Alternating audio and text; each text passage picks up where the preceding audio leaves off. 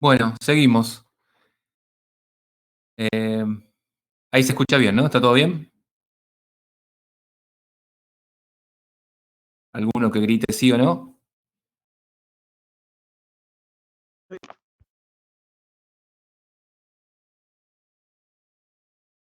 Ok, bueno, seguimos. A ver, el próximo tema que vamos a ver se llama leyes de Kirchhoff, también es un tema importantísimo en la materia y en la vida de ustedes profesional. Y viene por este lado la cuestión. Eh, Vimos que hasta ahora podemos resolver algunos circuitos asociando resistencias en serie en paralelo, más o menos uno cuando empieza a resolver unos cuantos ya puede tener un poco de intuición por dónde conviene ir asociando para después ir resolviendo y después uno tiene que ir para atrás y sabiendo algunas corrientes puede ir conociendo las demás. Pero la cuestión puede empezar a complicarse muy fácilmente, ¿no? Ya si uno empieza, si tiene más fuentes, más resistencias, ya se complica un poco, como vieron en algún ejemplo que les puso Marcos. Por ejemplo, otro caso puede ser el que están acá. Fíjense que si bien es un circuito bastante simple, ya tenemos tres fuentes, tres resistores, algunas fuentes están conectadas en forma distinta. Ya, si uno quisiera empezar a resolver esto asociando resistores, no sería tan simple, tendría que empezar a pensar en superposición de corrientes y eso siempre lleva a errores. Para eso, lo que tenemos es otra herramienta que se llaman las leyes de Kirchhoff. Para lo que sirven son las leyes de Kirchhoff es para resolver lo que se llama el problema general de circuitos de continuo, que son, dadas la FEM y las resistencias, encontrar las corrientes. Básicamente cualquier ejercicio se puede resumir en eso. Después pueden haber otras cuestiones como encontrar potencias y cualquier otra cosa, pero el problema inicial, el más complicado es ese. Bien. Para empezar, primero tenemos que definir dos cuestiones que son nodos y mallas. Nodos ya más o menos lo vimos con Marcos, algo les mencionó, un nodo es un punto donde se conectan tres o más cables, ¿no? Donde aparecen eh, tres o más corrientes, ¿no? Por ejemplo, en este caso, esto sería un nodo, esto también sería un nodo. Esto que está acá en estas esquinas no, en realidad no son nodos, son simplemente un, vértices donde dibujamos el conductor que dobla, pero no es un nodo. Estos dos puntos es donde tenemos nodos. ¿Y qué son las mallas? Las mallas es un poco más difícil de definir. Una malla es simplemente un circuito que podemos recorrer que sea cerrado, ¿no? Por ejemplo, en este caso, en este circuito hay varias mallas. Si empezamos de la esquina inferior izquierda, bueno, podemos dar esta vuelta, podemos dar la vuelta a todo el circuito, podemos empezar desde otra esquina y hacer recorrer otra malla, ¿no? En realidad podemos pensar que en este circuito hay tres mallas, ¿no? Eh, una a la izquierda, una a la derecha y una gran malla que es la que recorre todo el perímetro de este circuito, ¿bien? Una vez que ya tenemos esos conceptos, podemos empezar a enunciar lo que son las leyes, las dos leyes de Kirchhoff, que es son las que nos ayudan a resolver circuitos. La primera es la ley de nodos. La ley de nodos lo que nos dice es que la suma de todas las corrientes sobre un nodo es cero. Bien, este es un caso característico, es un nodo de donde hay cuatro corrientes. Bien, fíjense, en un nodo va a haber corrientes que estén entrando y que estén saliendo, ¿no? por una cuestión de conservación de la carga, uno ya puede intuir que lo que se tiene que cumplir es que la suma de todo lo que entra tiene que ser igual a la suma de todo lo que sale, ¿no? No se está generando nada dentro de ese nodo, no están apareciendo cargas por ahí. ¿Bien? Entonces, la primera ley de Kirchhoff o la ley de nodos nos dice que la sumatoria de corrientes sobre un nodo es igual a cero. Donde acá hay que tener en cuenta que cada corriente va a tener su signo asignado. Las corrientes, por convención, lo que se toma en un nodo es que las corrientes que ingresan a ese nodo son consideradas con signo positivo y las corrientes que salen son las que tienen, se les asignan signos negativos. ¿Bien? Por otro lado está la ley de mallas. La ley es, básicamente, no es una ley nueva. La ley de nodos podemos decirla como una consecuencia de la ley de conservación de carga, que es algo que dijimos creo que en los primeros 10 minutos de la primera clase, es que la carga no se crea ni se destruye. Y la ley de mallas es una consecuencia de la ley de Coulomb, cuando ya estuvimos estudiando el tema de los potenciales. ¿Qué sucede? Si vamos a recorrer un conductor en un circuito cerrado, o sea, si el punto inicial y el punto final, o sea, de un punto a otro punto, la diferencia de potencial entre esos dos puntos, A y B, es la integral del campo eléctrico por la integral de longitud, la integral de línea del campo eléctrico. ¿Qué pasa? Si ahora salimos y volvemos al mismo punto, el punto B y el punto A son el mismo. Entonces, el potencial en B y el potencial en A tiene que ser el mismo. Por lo tanto, lo que va a suceder es que si uno se para en un punto cualquiera, no necesariamente tiene que ser un nodo, y le da toda la vuelta a una malla, la suma de bueno, esto que está acá, les explico acá, la suma de las caídas o subidas de potencial a lo largo de una malla en todo el perímetro tiene que ser cero. Bien, ya dijimos que cuando pasamos por una fuente, según cómo la atravesemos, vamos a tener una subida o una caída de tensión. Y lo mismo cuando circulemos por un resistor. Entonces, ya tenemos esas dos leyes que es lo que nos van a ayudar a resolver estos circuitos que en principio se presentan como un poco más complejos. El caso más simple que uno puede pensar para resolver usando la ley de mallas es es un caso trivial directamente, es algo que ya resolvimos, pero para ejemplificarlo podemos usar con el formalismo que vimos hasta ahora, que acabamos de ver, ¿no?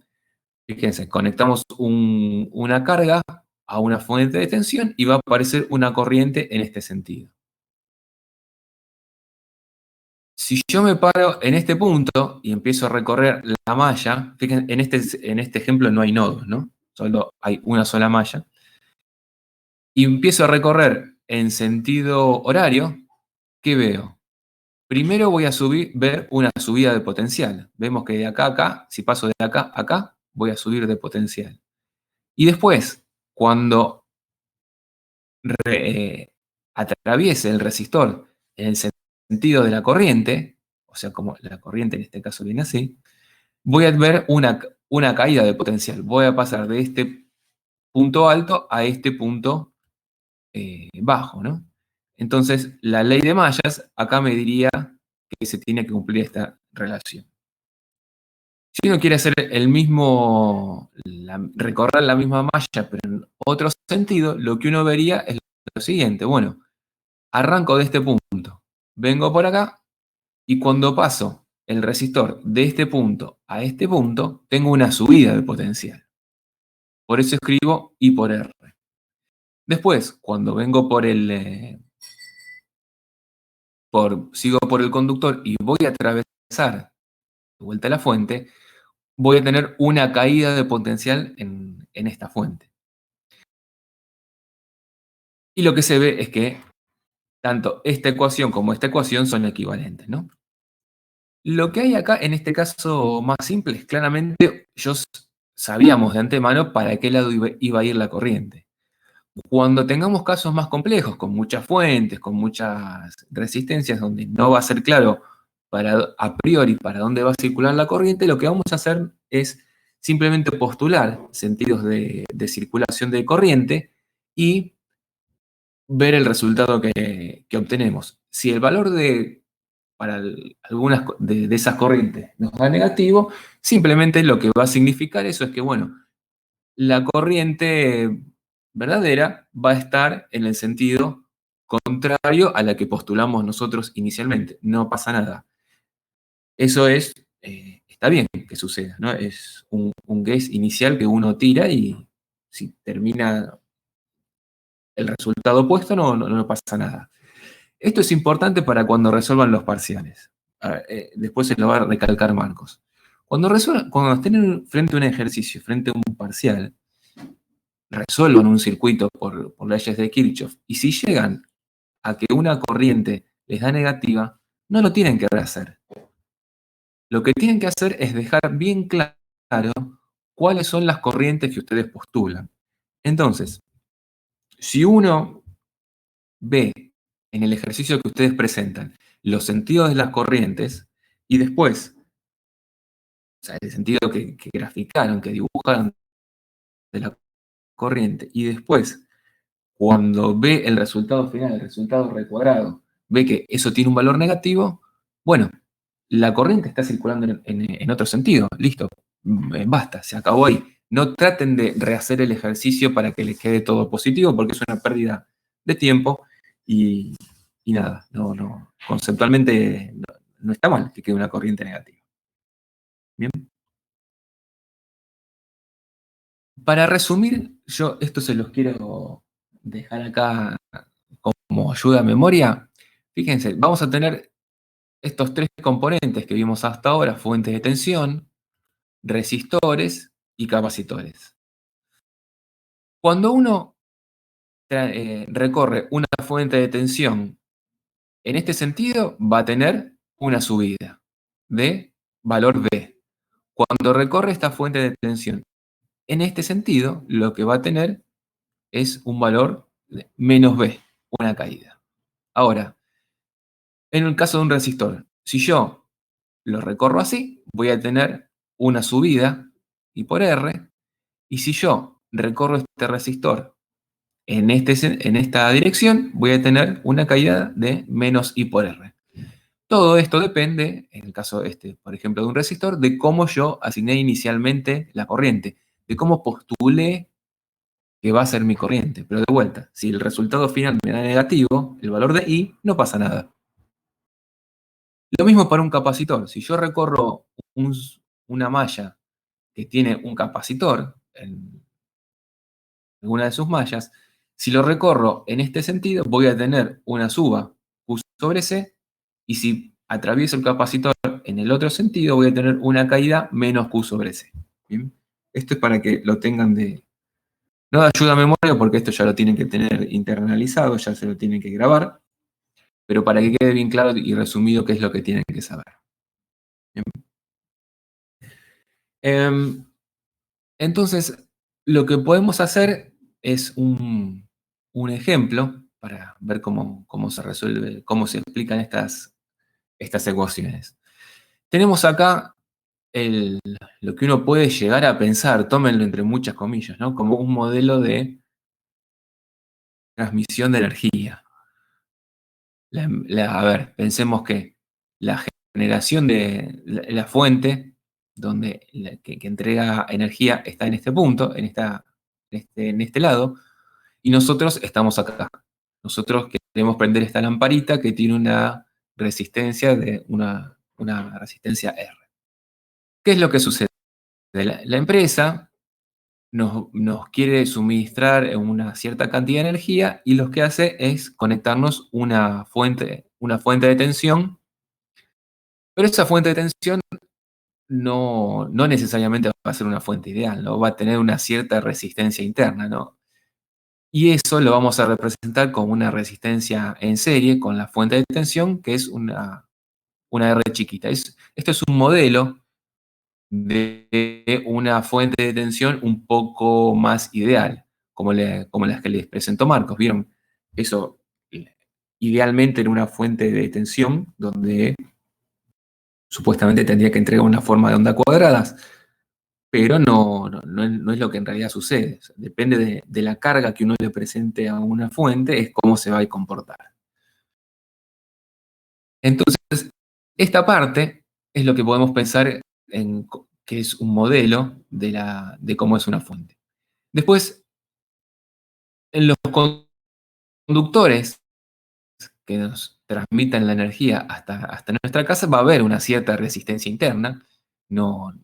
Sabemos todos que ningún conductor es ideal.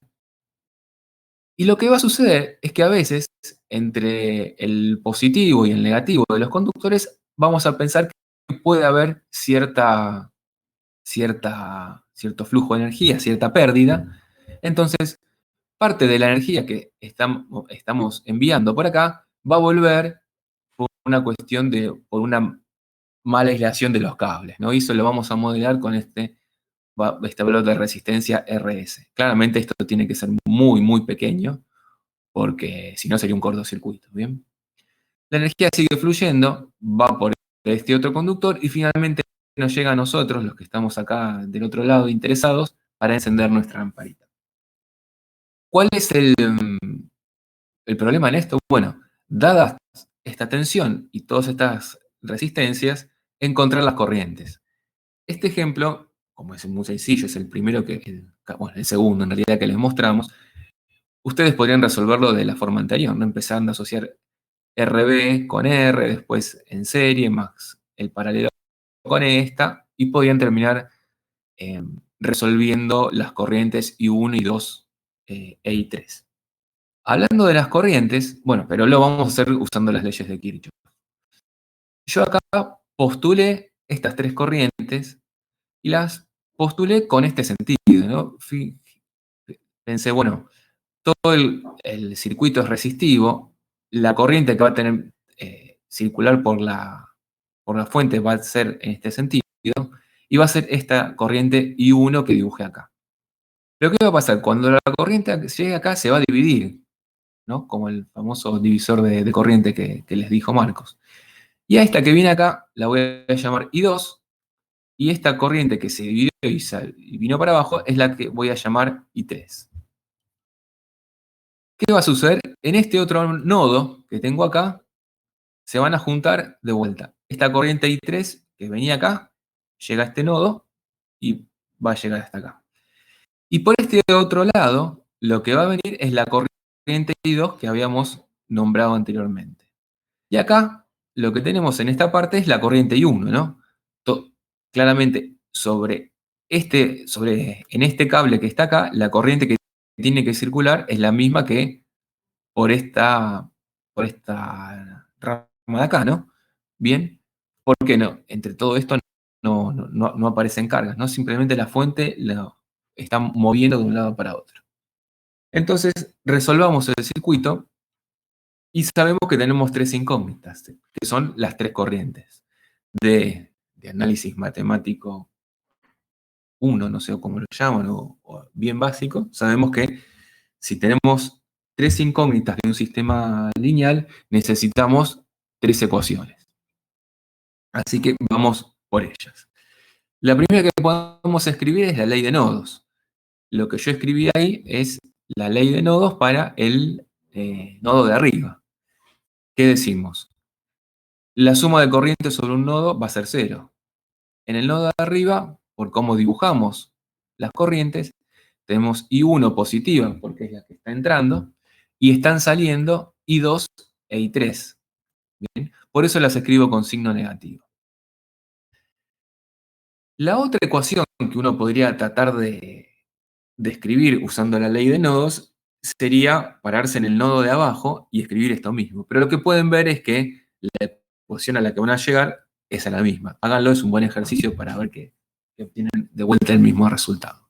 En términos matemáticos se dice que las dos ecuaciones son linealmente independientes, ¿no? Va a ser lo mismo cambiado de signo, ¿no? Y 2 y 3 van a estar como positivos y 1 va a ser negativo.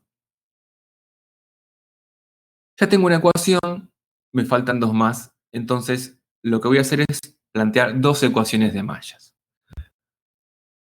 Bueno, acá yo tendría que haber dibujado de vuelta el circuito para irnos orientando, pero vamos por partes. A ver, voy a salir de vuelta del vértice inferior izquierdo, ¿bien? Y voy a recorrer esto en sentido horario. A ver si yo lo puedo hacer así y se ve. No entra todo. Fíjense, empiezo a recorrer en sentido horario y lo primero que tengo es una subida P0. Bien, vengo por acá y tengo una subida del cero, de potencial B0. Lo escribo positivo porque estoy atravesando la fuente en esta dirección. Bien. Después me encuentro con una resistencia, que es esta de valor R chiquito. Y lo que voy a tener acá es una caída de potencial. Por eso lo voy a escribir en forma con signo negativo. Bien. Dijimos que esta I1 está circulando por acá en este sentido, entonces este punto va a estar a un potencial mayor que este punto. Entonces lo que voy a tener es una caída de potencial en esta R chica.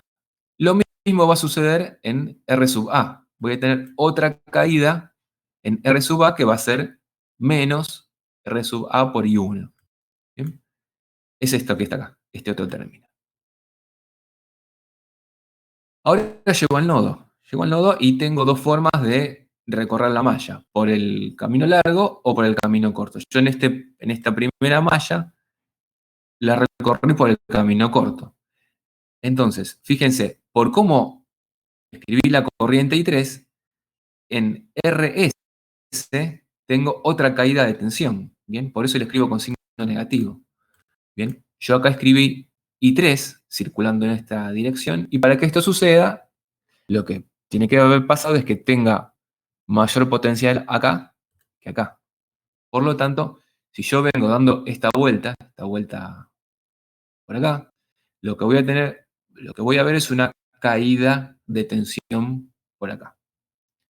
Después sigo por acá, estoy siempre en el mismo conductor, llego a la pila y estoy al mismo potencial y nada más. Ahora tengo esta otra ecuación. Necesito encontrar otra ecuación y lo que me tengo que asegurar es que sean linealmente independientes. ¿Cómo hago eso? Bueno, para que suceda eso, recorro una malla, busco de las que puedo recorrer una que no incluya el valor de B0. ¿Bien? A ver, no me acuerdo cuál fue esta que tomé.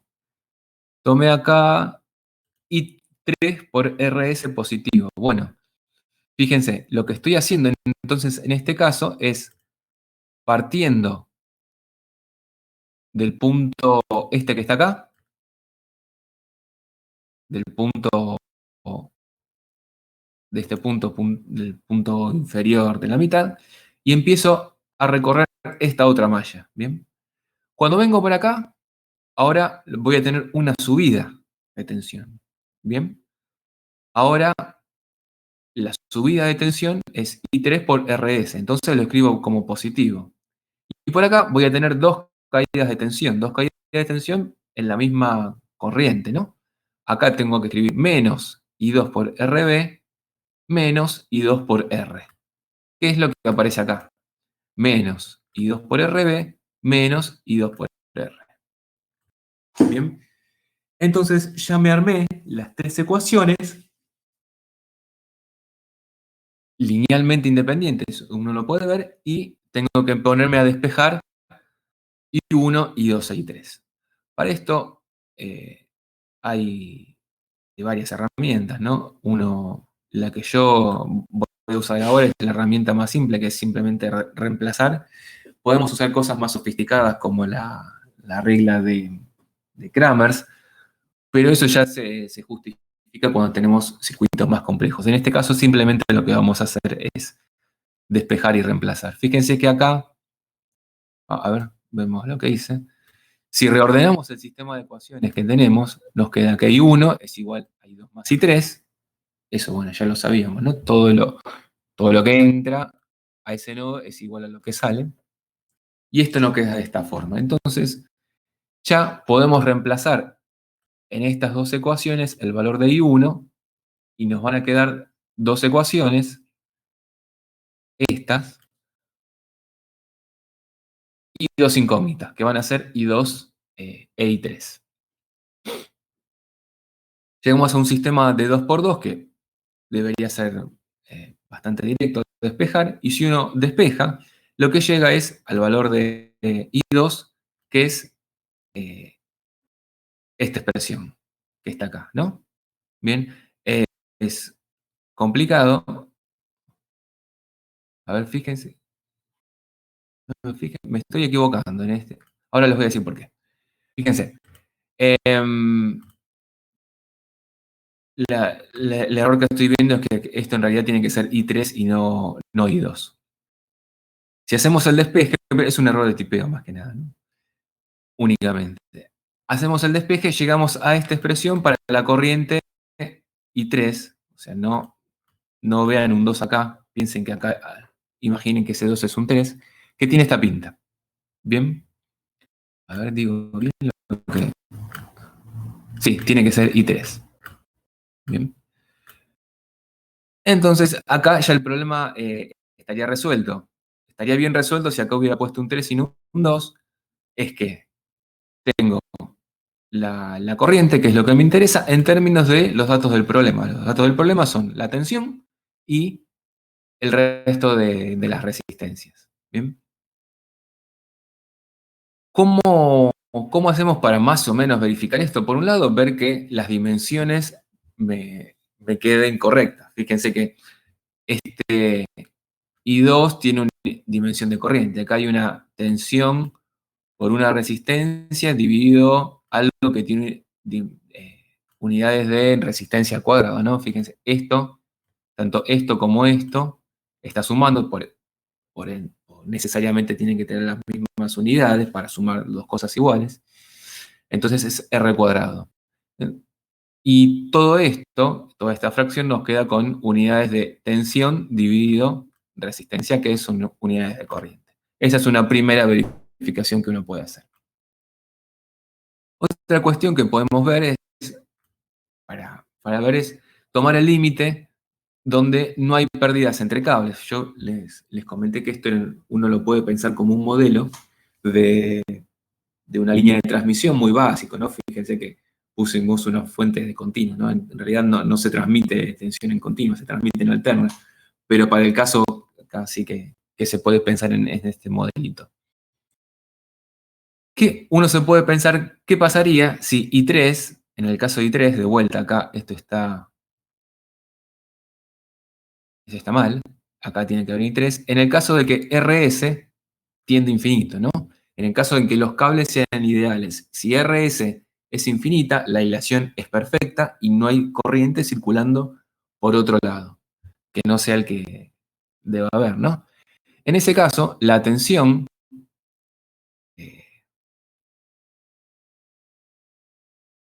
perdón, ahora sí, el valor de I2, perdón, acá está bien el I2, va a ser B0 dividido la suma de del resto de las resistencias que sobreviven, ¿no? Simplemente la corriente que va a estar circulando va a ser la tensión dividida la suma en serie de las otras, del resto de las resistencias, ¿no? Perdón, acá I2 está bien, donde está mal es I2 es en este caso, acá es I3, ¿bien? Ok.